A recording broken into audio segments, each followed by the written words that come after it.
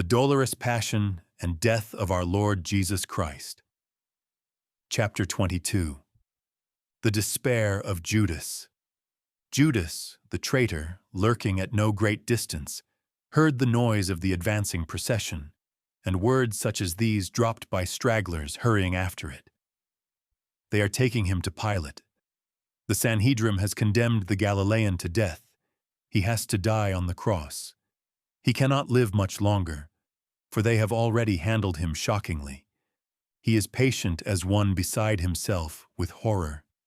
He speaks not, excepting to say that he is the Messiah and that he will one day sit at the right hand of God. That is all that he says. Therefore he must be crucified. If he had not said that, they could have brought no cause of death against him, but now he must hang on the cross. The wretch that sold him was one of his own disciples, and he had only a short time previously eaten the paschal lamb with him. I should not like to have a share in that deed. Whatever the Galilean may be, he has never delivered a friend to death for money. In truth, the wretch that sold him deserves to hang.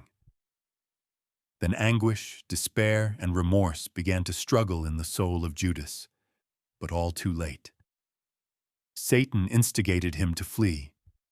The bag of silver pieces hanging from his girdle under his mantle was for him like a hellish spur. He grasped it tightly in his hand, to prevent its rattling and striking him at every step.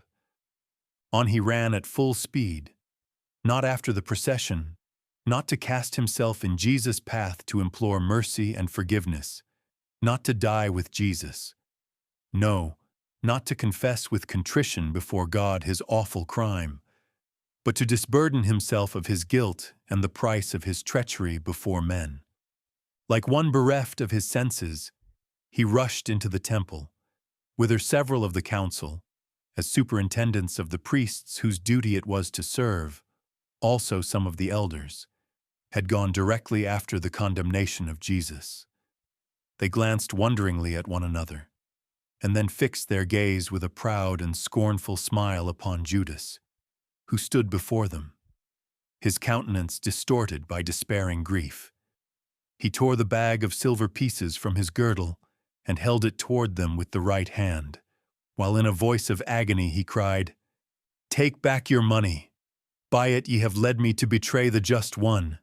Take back your money. Release Jesus. I recall my contract. I have sinned grievously by betraying innocent blood."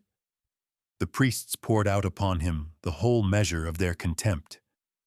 Raising their hands, they stepped back before the offered silver, as if to preserve themselves from pollution, and said, "What is it to us that thou hast sinned? Thinkest thou to have sold innocent blood? Look thou to it. It is thine own affair. We know what we have bought from thee, and we find him deserving of death. Thou hast thy money. We want none of it." With these and similar words spoken quickly, and in the manner of men that have business on hand, and that wish to get away from an importunate visitor, they turned from Judas. Their treatment inspired him with such rage and despair that he became like one insane. His hair stood on end. With both hands he rent asunder the chain that held the silver pieces together, scattered them in the temple, and fled from the city.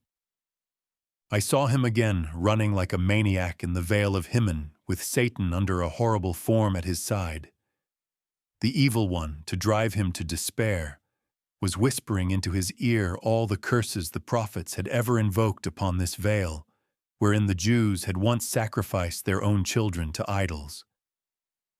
It seemed to him that all those maledictions were directed against himself, as, for instance, "They shall go forth, and behold the carcasses of those that have sinned against me, whose worm dieth not, and whose fire shall never be extinguished." Then sounded again in his ears, "Cain, where is Abel thy brother? What hast thou done? His blood cries to me. Cursed be thou upon the earth, a wanderer and a fugitive." And when, reaching the brook Cedron, he gazed over at the Mount of Olives, He shuddered and turned his eyes away, while in his ears rang the words, "Friend, whereto hast thou come? Judas, dost thou betray the Son of Man with a kiss?" Oh, then horror filled his soul. His mind began to wander, and the fiend again whispered into his ear, "It was here that David crossed the Cedron when fleeing from Absalom. Absalom died hanging on a tree. David also sang of thee when he said, 'And they repaid me evil for good.' May he have a hard judge. May Satan stand at his right hand, and may every tribunal of justice condemn him. Let his days be few, and his bishopric let another take. May the iniquity of his father be remembered in the sight of the Lord, and let not the sin of his mother be blotted out, because he persecuted the poor without mercy and put to death the broken in heart. He has loved cursing, and it shall come unto him. And he put on cursing like a garment, and like water it went into his entrails, like oil into his bones. May it be unto him like a garment which covereth him, and like a girdle may it enclose him forever." Amid these frightful torments of conscience, Judas reached a desolate spot full of rubbish, refuse, and swampy water southeast of Jerusalem, at the foot of the Mount of Scandals where no one could see him. From the city came repeated sounds of noisy tumult, and Satan whispered again, "Now he is being led to death. Thou hast sold him. Knowest thou not how the law runs? He who sells a soul among his brethren and receives the price of it, let him die the death? Put an end to thyself, thou wretched one. Put an end to thyself." Overcome by despair, Judas took his girdle and hung himself on a tree. The tree was one that consisted of several trunks and rose out of a hollow in the ground. As he hung, his body burst asunder